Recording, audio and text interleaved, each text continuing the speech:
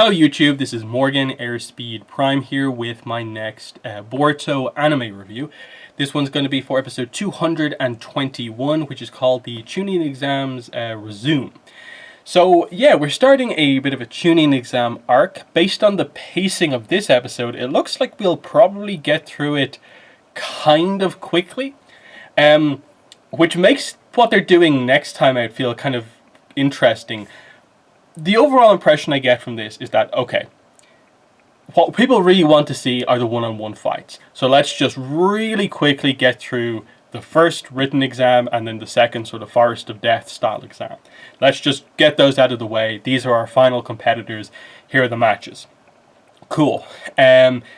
I almost wished that we had gone through this just a little bit slower to establish a little bit of some stories with some of the other teams that we haven't seen in a while going into this, because for the most part it felt like when we started this, the only real story going in was they presented this little bit of a rivalry that Kaito seemed to have with Boruto, that because he's like from the year before, I guess, he is jealous of Boruto getting so much of the attention, being involved in all these big incidents, whereas he's older and he considers himself to be better than Boruto and he's getting no attention.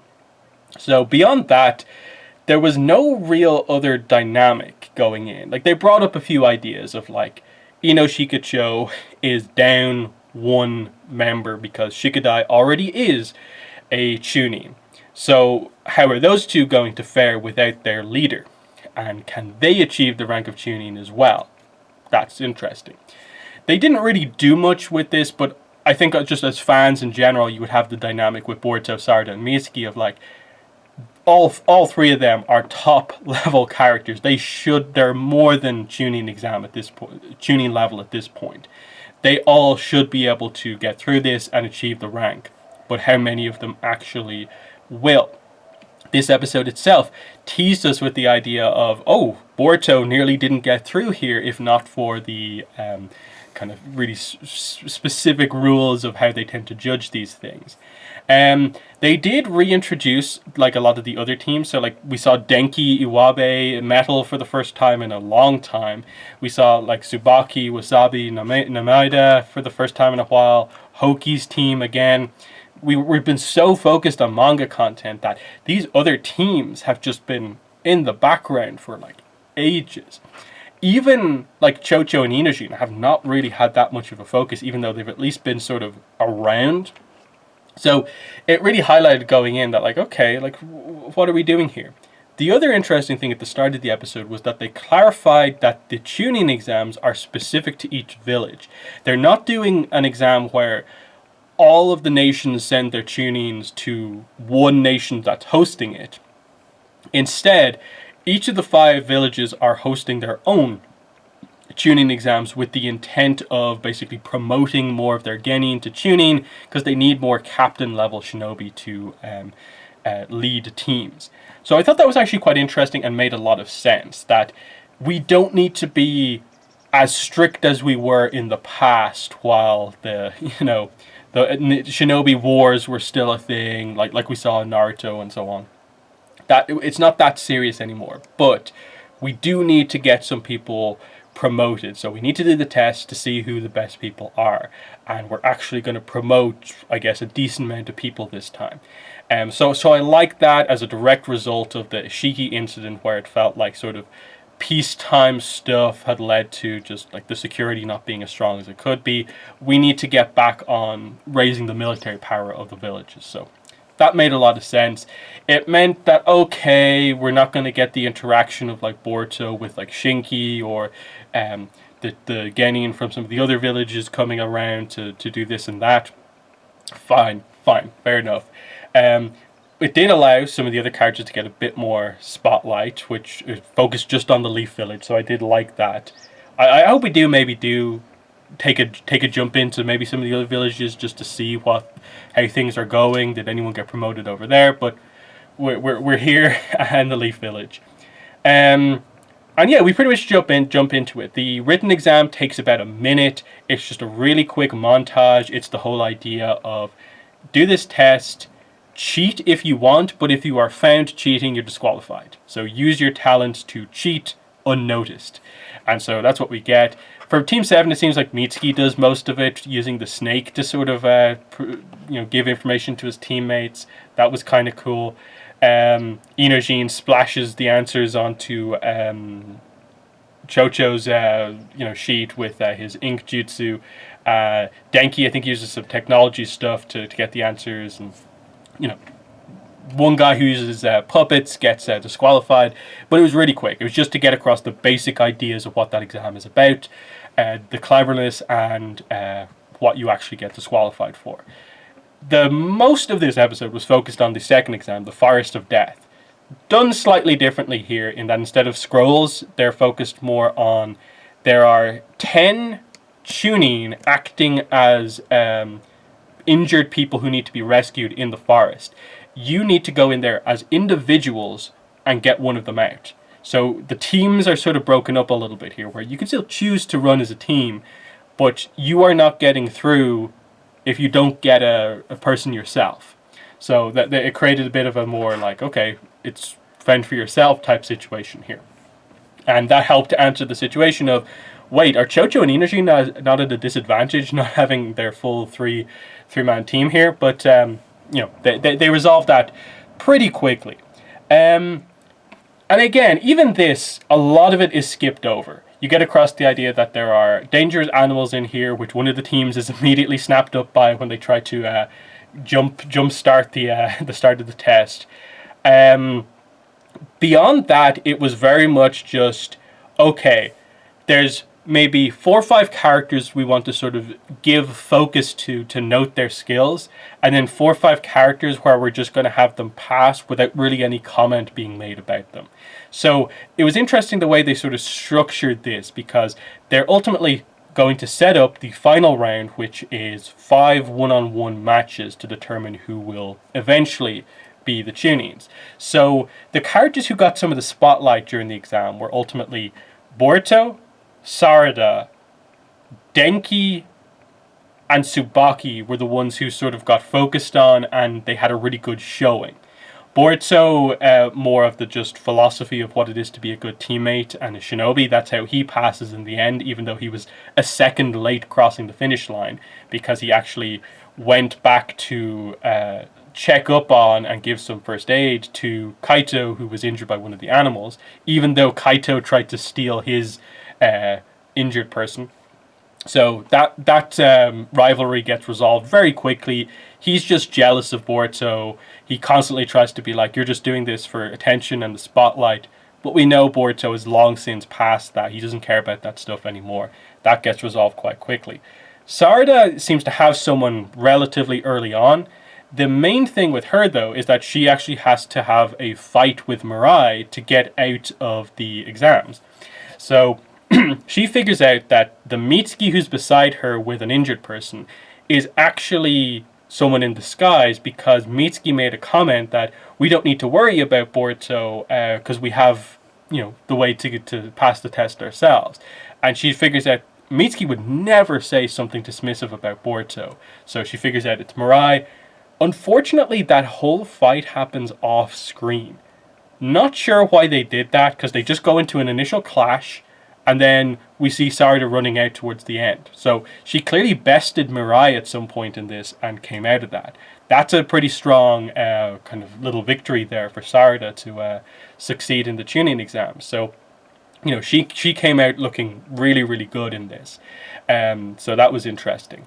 Denki gets focus from the proctors. They kind of look at his progress for a little bit.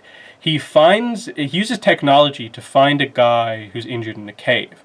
The problem is, how does he get this guy out? Because this is one of those really big guys who's 4 or 5 times the size and probably 10 times the weight of Denki. So they note that Denki has all of the skills needed to be a good tuning sort of captain. He's smart, good with technology, good strategy, and extremely, extremely intelligent. He doesn't have good physical attributes, and that he can barely lift up this guy. But Naruto notes he's got guts, so he guts it out and manages to struggle this guy over the finish line. So he must have found a really nice path out where he didn't encounter anyone, because he must have been going quite slow with this giant guy in his back. So it was quite impressive that Denki actually got through. Tsubaki also gets a little bit of focus because I think she's the first one to come out with someone, and she just does it in like seconds. There's no problem whatsoever, and she gets praise for being a samurai that's sort of putting some of the other shinobi to shame. So she succeeds pretty quickly. Beyond that, like the other characters, Mitsuki, apart from the whole fake out with the whole Mirai thing, seemed to just get out no problem. He's the first member of Team 7 out. Chocho Inojin, again, they end up together, fight their way out, no real problems there. Like, they didn't really note anything all that much about them, other than that they're succeeding without Shikadai. Cool. Iwabe, I don't really remember seeing much of during the actual thing itself, other than that he's there at the end, he succeeds, but they don't note much about him at all. He's super strong with like jutsu and physically, but lacks the stuff that Denki has, because they're like direct opposites. So that's a cool dynamic going in. Wasabi passes again. They didn't really make too much of a note about her during this stage of the exam. And then Hoki passes, but it's noted, and you see it, that his other teammates sort of have to, stay behind to fight to let him get out. So I guess it's the team noting that he is their best shot at progressing in the exams. Because I did think one of the best things the episode did was it got across, why do they all want to become Chunin? It's progression, it's proof of their skills, but they also got across the idea that as a Chunin, you make more money. As it is a job and you get paid for it because you're a ninja, you get paid more money if you're a Chunin because you are a leader character. I like that they mentioned that with a few characters. Even though they kind of joked about it a bit, it was part of the motivation for some of them to show their progress but also make more money. That makes a lot of sense. So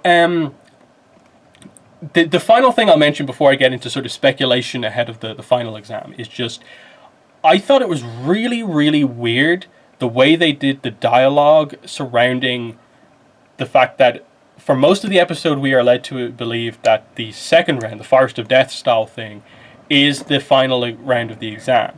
Because Sarada asks ahead of time, what about the third round of the exam? And she's told there is no third round of the exam. And then when they come out, they reveal that, okay, these 10 people have passed. You will now move on to the next round. And Sarada's like, wait, you literally told me there is no third round. And their response to that is that, yes, there isn't a third round, but it is the final round. And it's like, what's with this weird distinction? This is the third round. You are just calling it the final round, but it is numbered the third round of it. That also happens to be the final round. Why the distinction? I just thought that was such a weird bit of dialogue. I don't know if that's sort of like a mistranslation in like the official sub of it, or like they were meant to mean something slightly different. I'm not sure, because I think we all went in with the idea that the Chunin exam is pretty much always structured to be 3 rounds. That you do this thing, then this thing, and then you have one-on-one fights as the final thing. So unless they were just trying to be really specific about the idea that don't lead anyone to believe that there might be a 4th, 5th, 6th round. So let's specify this is the final round. It's not the third round, it's the final round. Okay. Technical details aside, fine.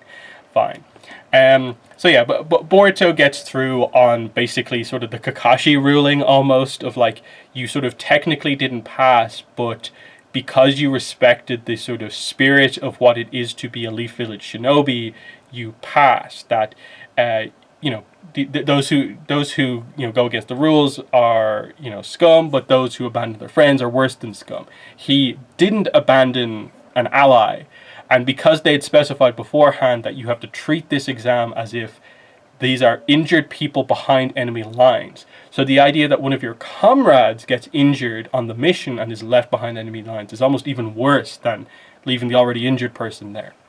So Boruto passes on that front, which was kind of cool to see, highlighting that he's become quite selfless here and that he doesn't have the ego that Kaito accuses him of having.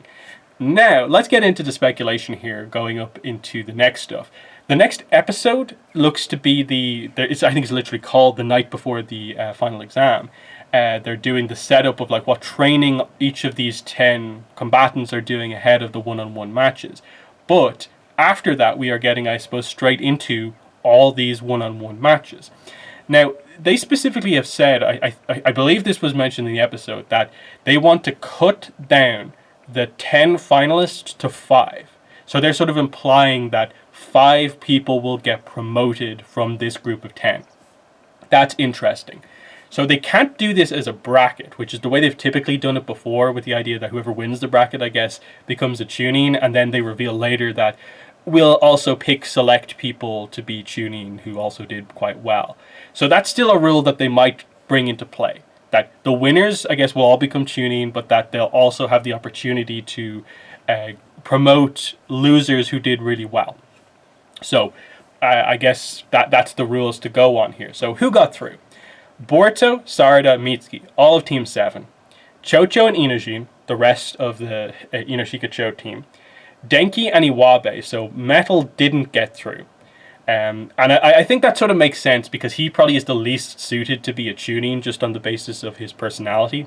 Even though skill-wise he's probably like there and thereabouts, personality-wise he probably is the least suited member of that team to do it. Tsubaki and Wasabi get through.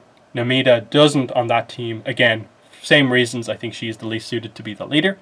And then Hoki gets through from, I think that's Team 25. He's the only member of Team 25 to get through.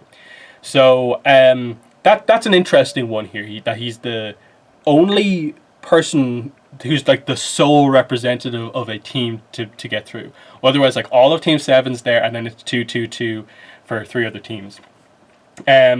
So who do I think are just looking at the list, who is most suited to be a Chunin? The ones that come to mind straight away would be, I'd say, Sarada, full stop, no question. I think it would be silly for her to not win and become a Chunin. She already has been basically promoted to the rank of, like, you know, she is considered by Boruto and Mitsuki to be the leader of the team. We saw that in the fight with Boro, that she basically got that promotion. So she should get the official rank to match that, I think. I think Boruto should get the rank as well. I think the way they presented him in the second round of the exam is showing that he's taking a very different approach to this exam.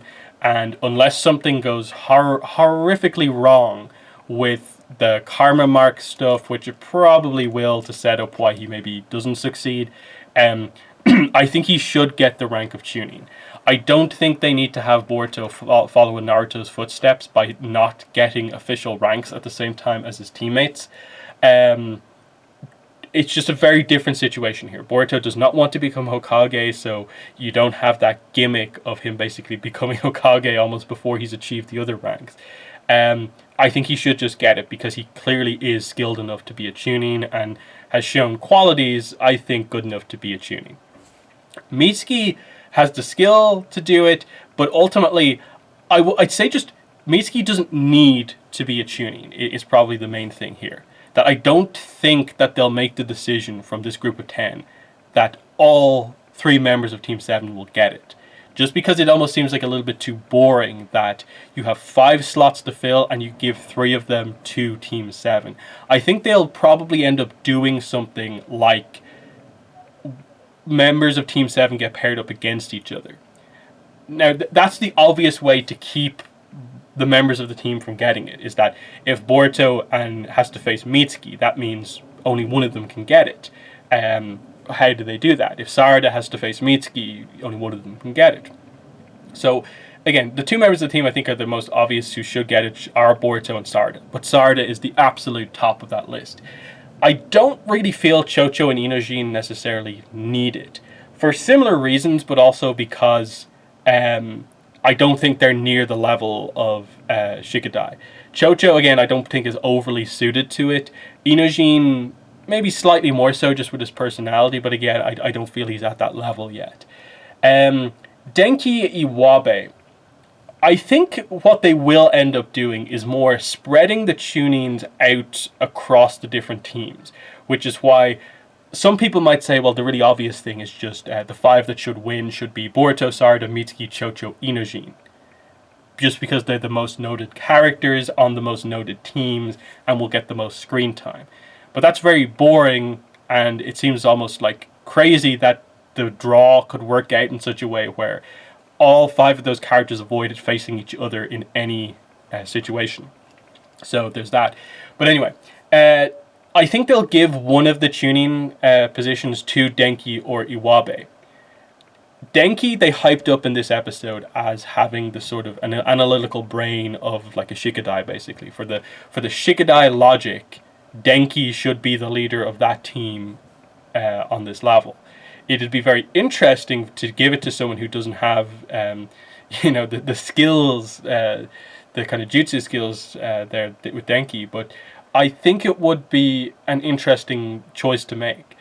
Iwabe is skilled, but I just feel they haven't set up his character enough to where I feel like, oh yeah, there's Iwabe the tuning. Whereas Denki actually I feel like almost stands out a little bit more and feels more suited to have that role. That he already effectively leads his two teammates who have better physical skills than tactical skills. It feels the right way to go to make him the sort of higher ranking one as well. The problem, though, is that he has to earn that by actually beating someone in a fight, which is going to be tough unless they give him like the perfect matchup. In that Denki's not beating Boruto, Sarada, Mitsuki. I don't think. You could make a case where like somehow he manages to outsmart, say, a Chocho. I don't know if he could maybe take out Inojin. If they did Denki Iwabe, that would be very, very interesting. If they did sort of the two teammates, and it's like whichever one of you wins is the official leader of your team and gets the rank, that could create some nice tension. But I think Denki is probably more likely to get it over Iwabe because, again, I just can't picture myself kind of in a review being like, oh yeah, there Iwabe or just earned the title of tuning over other characters. It just kind of feels a bit off. Tsubaki and Wasabi. They obviously hyped up Tsubaki in this episode as being really, really skilled. But Wasabi sort of went under the radar and passed with no real problems herself. Obviously, Namaida didn't pass, but again, she was probably the least suited to lead. In a similar way to Metal, it will be the least suited to lead on Denki's team. So will they, again, do a similar thing here where one of these two gets the tuning rank? Because, again, the whole aim of this is to promote getting into tuning so they have more leader characters among their kind of young shinobi. And so it would make sense that to do it that way rather than to just have it be like 6 characters just across 2 teams are all the tuning. But we'll see what they do. It's hard because I think you could make much more of an even case between Tsubaki and Wasabi. Tsubaki maybe overall is the more suited to being the leader, but Wasabi is the more sort of maybe experienced member of the team, and because she is a member of sort of the original lineup of the team where Tsubaki's new, that's maybe another thing that goes in her favor. But skill-wise, and I think maybe just for the kind of uniqueness of it, I like the idea of the sort of samurai genin becoming the tuning. That feels like a cool thing to make her feel more unique. And then we have a Hoki. Will Hoki get the tuning position? If they want to give some importance to that team, it would be a nice thing to do to have the least memorable member of this group of 10 get it by surprising everyone. That would be interesting. In that they're leading you to almost believe that maybe he's not skilled enough to do it because he had to get the help from his teammate just to pass the previous stage of the exam. So how is he going to do one-on-one against any of these characters? Like, obviously, theoretically, he should be able to like defeat, say, a Denki. Denki stands out as being the weakest in combat, but all of his, technical skills could make him win. And that's where I'd say like that's a fight that could be quite interesting. Even though it's maybe on paper one of the most least interesting fights because like we don't know much of Hoki's skill set, and then Denki doesn't have much of a skill set, so it's going to be like, what's the situation here? So what fights will they end up doing is the big question. obviously there's the whole thing of they could do a lot of teammates against each other fights. They could do Chocho versus Inojin. They could do Denki, Iwabe, Tsubaki, Wasabi, and then any combination of Team 7 against each other. But again, I don't think it's going to be a bracket based on what they've said, because they basically said we want to eliminate half of you. And then when they're down to 5, how do you go from there to make the last rounds? I don't even know. So it's weird. Like I said, I think the characters probably who won't get it, like I said, are Chocho, Inojin, and Mitsuki. I don't see getting it unless they will make the decision all of Team 7 gets it. I don't think Mitsuki will get it, just because I feel of all the characters, he's probably one of the ones on the list who would benefit the least from it, because I don't see them like utilizing him in the same way that they utilize other characters, because he's always going to want to be around Boruto. So if he gets promoted to tuning and Boruto does as well, that would mean they'd be more separated to go on different missions. So I think he'll just stay kind of as is. Similarly, I don't think you need Chocho or Inojin to get promoted, because Shikadai already has been promoted, which I think leaves the idea that, yeah, Boruto, Sarada get promoted, and then my initial reaction is to say that one of Denki Iwabe gets promoted, one of Tsubaki Wasabi gets promoted, and then maybe as a surprise thing, Hoki gets promoted. But to do that, that means that Mitsuki has to lose to someone. Now, Mitsuki is ultimately one of the most powerful characters on the list, so the only one I can really see him losing to is either Sarada or Boruto. And I think that's probably what they will do to make that fight seem super, super important, is to have Boruto or Sarada face Mitsuki. The Boruto one would mean a lot because it's two very close characters, and especially with Mitsuki looking up to Boruto as his, the sun that shines the light on him. That would be really interesting to see how hard or not he goes. Sarada Mitsuki would be just as interesting, but I think Sarada Boruto have to be the ones to succeed ultimately. And that's a way to defeat Mitsuki without it feeling like particularly terrible. So there's that. Okay, and then like Chocho, Inojin, notable characters, that would mean that they would have to lose to either whoever doesn't fight Mitsuki, so Boruto or Sarada would have to face Chocho or Inojin. I could see like Sarada at Chocho, because they are friends. That would be an interesting fight to do. Just because, they're both sort of really strong characters. That would be nice to see.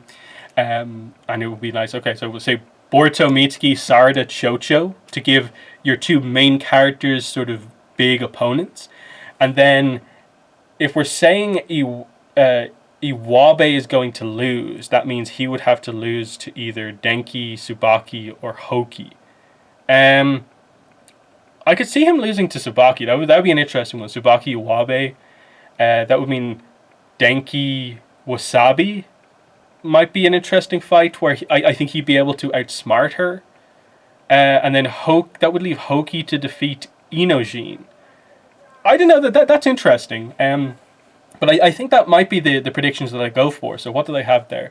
Boruto, Mitsuki, Sarada, Chocho, Inojin against Hoki, Denki against Wasabi, and Iwabe against Tsubaki, with Boruto, Sarada, Denki, Tsubaki, and Hoki winning. Again, it's really hard to predict, because they could go down any sort of different ways, and then, like I said, they can always promote people who do well afterwards, and it could very much be a thing where like all of you pass. But I don't know if they'll do that, because they've already done the sort of surprise Boruto you get through as well thing. I think my main thing in this is that I just don't want them to come up with some weird way where Boruto doesn't get promoted. Like if this is an opportunity to promote Boruto, I don't see why you should miss that opportunity. Now, to transition this back to the main plot, you have to acknowledge Boruto is taking the pills to suppress the power of the Otsutsukification. Does that come into play? Especially if he has to go up and fight, say, Mitsuki really hard, or who could push Boruto on the list? Sarada, Mitsuki, maybe Iwabe, just because he is so good at jutsu. Um, are the real challenges, I suppose, for Boruto. But the level Boruto's at, it kind of has to be one of his teammates that he goes up against, I think. Otherwise, you're probably going to have to come up with some really kind of frustrating way for him to lose. And then will he lose just because of the Otsutsukification stuff? That's what I'm not sure about. Because we did have the scene where Boruto came home and was like, "Oh, Kawaki, you're not a shinobi yet, but I just passed my first stage of my exams." So I don't know. Not that I think Kawaki's going to get involved in this or anything, but I just think it's interesting to speculate. Like, creating this little bracket of who will fight, who will win, is actually so interesting. Just to have a bit of a tournament arc kind of going on here. So, in the comments, let me know what your thoughts were on this episode. What characters do you think will get the promotion? Who do you think the fights are going to be between characters? Did you like or dislike how quickly they went through the first two stages of the exam here? But that's been the video. Thanks for watching, and bye.